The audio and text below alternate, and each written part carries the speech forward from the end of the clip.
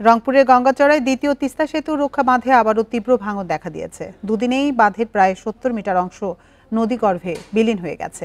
এতে ভাঙন ঝুঁকিতে পড়েছে দ্বিতীয় তিস্তা সেতু ও রংপুর লালমনিরহাট আঞ্চলিক সড়ক।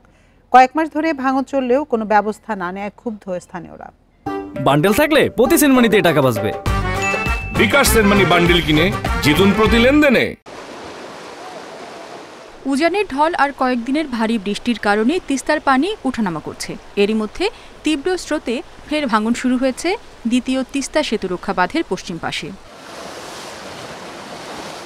বাঁধের নিচের মাটি ভেসে ব্লক ধসে পড়তে থাকায় আতঙ্কে স্থানীয়রা। হুমকির মুখে পড়েছে সেতুটি ও রংপুর লালমনিরহাট আঞ্চলিক সড়ক।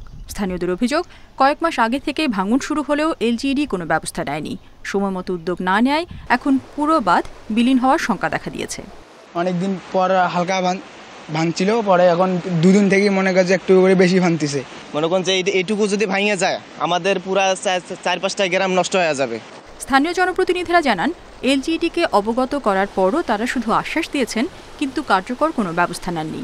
যদি তারা আজকের মধ্যে কাজটা শুরু না করে, দেখবেন যে কাল সকাল হতে হতে আরও ১০০ মিটারের মতো ভেঙে যাবে। তারা যেন দ্রুত এটার ব্যবস্থা নেয়, আর না হলে আপনারা দেখবেন যে রংপুর লালমনিরহাট সড়ক বিচ্ছিন্ন হবে। পানি কমলে দ্রুত ভাঙন রোধে ব্যবস্থা নেওয়ার আশ্বাস প্রশাসনের। যে ঊর্ধ্বতন কর্তৃপক্ষ, জেলা প্রশাসক স্যার সহ যারা এলজিডি তাদেরকে জানিয়েছি, এবং আমরা যেটা চাচ্ছি যে দ্রুততম সময়ে সেটা রিকভার করার জন্য যা যা করা দরকার সেই প্রস্তুতি আমরা শুরু করেছি। ২০১৮ সালে এলজিইডি ১২১ কোটি টাকা ব্যয়ে মহিপুরে তিস্তা নদীর ওপর দ্বিতীয় সেতু নির্মাণ করে। Independent news.